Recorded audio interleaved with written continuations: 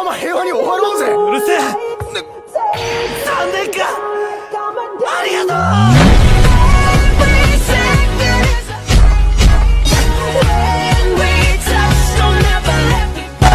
Hello everyone, I'm really sorry for not uploading a text video last time. I was really busy with school, because that thing sucks.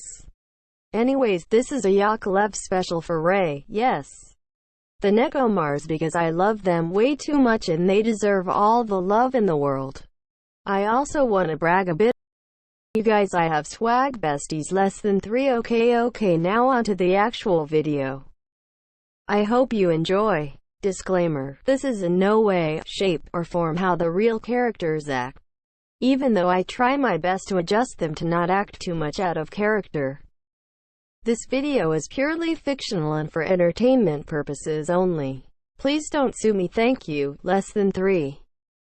Yaku wanted to die. Truly. Well, maybe not. Maybe he's just being dramatic and decides he still has his lev waiting for him, so when he arrived home, his legs gave out immediately on the huge couch in front of the TV.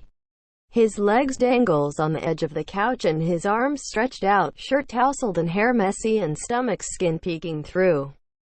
Yaku-san? Lev? Oh, you're home. Something's off. Are you okay? Lev raised an eyebrow, smile still as wide before nodding. Yeah, of course I am. Why do you ask? The libero squinted his eyes in suspicion, sighing when deciding to drop the topic and lay down on his back. You know, Yaku-san, you're going to hurt your back if you don't lay down properly. Whatever. Yaku shut his eyes, too tired to reply. He seriously felt burnout and exhausted, and all he wanted right now is for his fiancée to engulf him in the usual big hugs he liked so much, usually followed by sloppy kisses on his forehead, eyes, cheeks, lips, and even occasionally on the back of his palms, apparently to Lev. Yaku's his princess.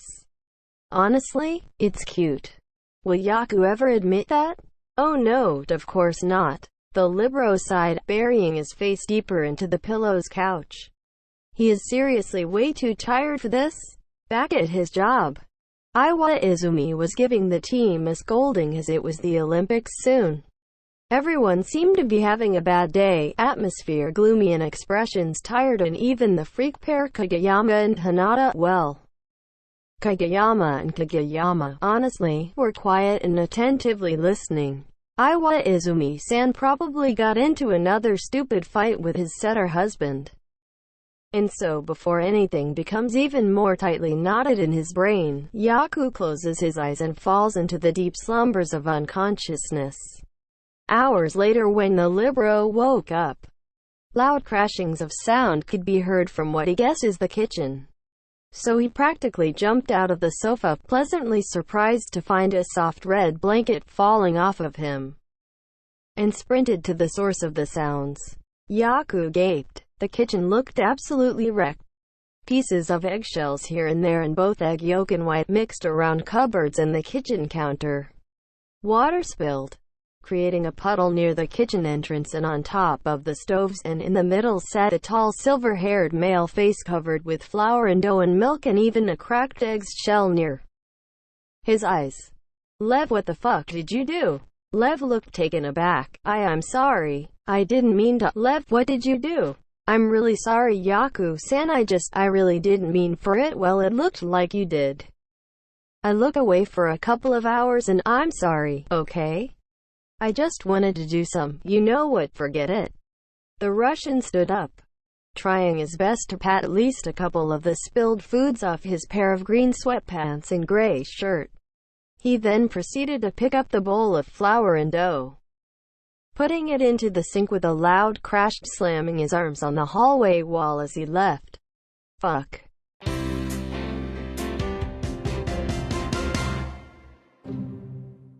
Yaku sighed, proud of himself, finally finishing the cleaning of the previously havocked kitchen.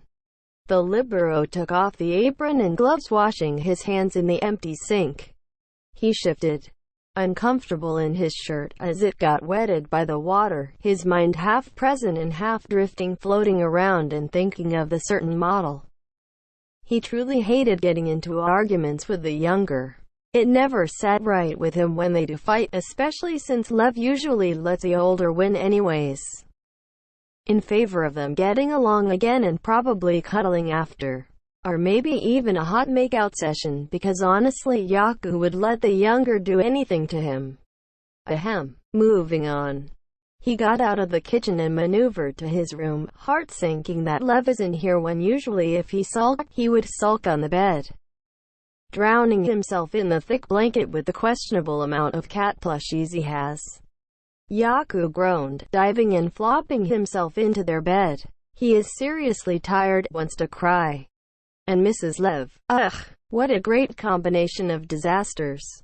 He lazily reached for his phone, and then forgot that it's not even with him. It's in the living room, with his coat. Whatever godly being is out there, leave me alone, please. I just want Lev back. Yaku whined, groaned, pulled himself back to a sitting position, lost balance, almost fell face first into the hard marble floor, thank God, caught himself in the fluffy blanket, and finally stood up to walk back to the living room. He grabbed his coat, fishing out his phone, and decided that he'll just stay here, sitting on the sofa like a dog waiting for his owner at home, though in his case waiting for Lev. In the Karu is still ugly group chat, 7:20 p.m. Hey, what's with the name anyways? Crying, does anyone know where Lev is? Oya oya, the demon senpai looking for Lev. Shut the fuck up, rooster head. Even after all these years you're still ugly. Hey, that's just you not having taste. Kenma thinks I am cute. Lol, okay. Grinning cat face. Can we not fight please? We're no longer high schoolers anymore. Yes, but Kai, we have to continue living our youth. Aren't you 30? Okay, first of all I am 27. Second, if I am 30 y'all should be 32. No, you can't just say no. Yes I can. You asked a xanthan face. No you can't. You UGLYASS docosahexanoic acid looking ass once again. Can we please not fight? No sigh. Anyways Moriski, if you don't have anything important to ask then I'll just go back to work. No, I am still looking for Lev. Does Kenma know? Maybe my kitten is on my lap cuddling me and he says no. He doesn't know where Lev is. Disgusting. Don't you prefer dogs? No I don't. Of course I prefer cats. AHA less than 3 lies. Imagine if the world knows that the ex-Nakoma captain that brought Nakoma to nationals is a dog person. No I am not. Shut up. What do you know about me? I don't care enough to know about you. Lol. Kai the chibi is bullying me. Excuse me? Open mouth smile. Cooking knife read by the good senior at 7:46 p.m. Cool, so no one knows where the fuck Lev went. Now Yaku seriously feels like crying. Where did his fiancé go? Yes, Yaku admits it was his fault for raising his voice and surprising Lev and such, but he meant well. No, that's no excuse to hurt his fiancé, his Lev, his baby ace. Okay, so turns out the nicknames are pretty gross. He can see why Karu cringed when the rooster head first heard them when Yaku accidentally slipped private messages with Russian lost lion cub. 8:07 p.m. Lev. Hey, answer me you dumbass, don't just ignore me. Read at 8:10. You know what, whatever, just don't come back late. I don't want you kidnapped or something. It's annoying. He groaned again for what is probably the 12,384,737th time of the day. And so rather than wasting time waiting for his long-lost lover who seemed to be really mad at him, and because if he waits any longer Yaku will cry, the small figure headed for the kitchen, deciding to try and put something together for Lev because chances are Lev haven't had dinner yet, and so maybe they can resolve everything while eating. Yes. Good idea.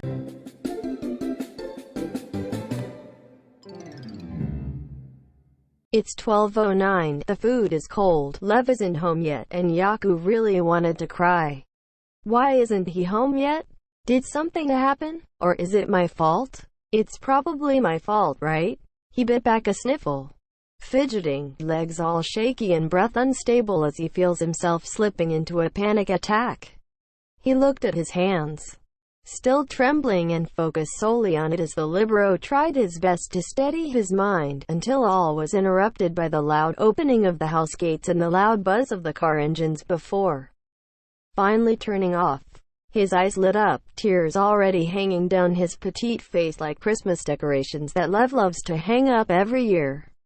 Yaku quickly ran to door, opening and closing it, not caring whether it was too loud or whether it disturbs the neighbor, smile widening and big stupid grin on when he hears the loud slam of car doors. Though it instantly dropped as he saw Lev wobbly and barely standing up, holding the side of his car and covering his mouth with one hand. Lev, what happened? The younger's facial expression saddened by Yaku's raised voice as he began to sob uncontrollably. I am sorry Yaku-san. I really didn't mean what I did. Please don't get mad at me. I really hate myself for doing what. Lev, are you drunk? Huh. Haiba Lev, did you drunk drive? What? Yaku-san. Please don't be mad at me. I'm sorry. I'm really sorry. His sobs and sniffle turned soft from the violent, loud wails. No Lev, I'm sorry. Please forgive me. The Russian squat, leaning on the side of his car as he began to cry into the palm of his hands, his muted sobs beginning to eat Yaku with guilt. And so the elder stepped forward, also squatting down and pulling Lev's head into his shoulders, letting his fiancée sob however much he want while Yaku himself began to subtly cry as well.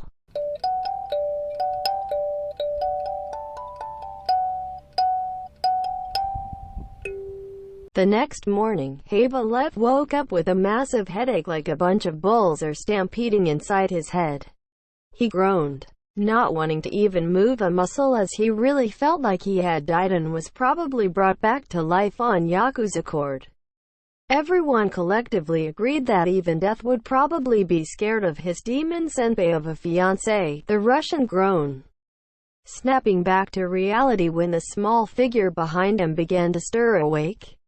He had his arms hug Lev's waist from behind, head buried into the latter's back, legs tangled within the younger's, spooning Lev. Oh, Lev winced, guilt bubbling up as he's sure Yaku must have had a hard time bringing them to their bedroom, even ending up sleeping as the big spoon which Lev loved so much, though he was furious yesterday. Ah, shush, go back to sleep Yaku-san. He turned, facing the smaller, and softly kissed his fiancée's forehead, big hand resting on the head and slowly stroking the smaller on the head. Lev sat, head still heavy and pounding, though the chaos switched from his head to the loud thumping of his heartbeat really quickly as Yaku's arms instead hugged his torso tighter, probably not wanting to let go anytime soon. And when he heard meek sniffles and sob, the youngest of the Haiba siblings immediately faced his fiancée. Yaku-san, what's wrong? Please don't go. Don't leave me. I'm sorry. No.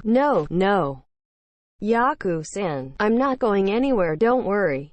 Then why aren't you calling me Mochi-chan? Wah. Lev stilled, stunned at Yaku's sudden emotional outburst. Answer me, you idiotic lost lion, don't just sit there. I'm sorry, Yaku-san, it's Mochi for you. Yes, Mochi-chan, please forgive me for leaving yester. Yaku sobbed softly as he buried his head in Lev's chest, arms tightly wrapped around the latter and body even trembling as his cries began to turn more violent.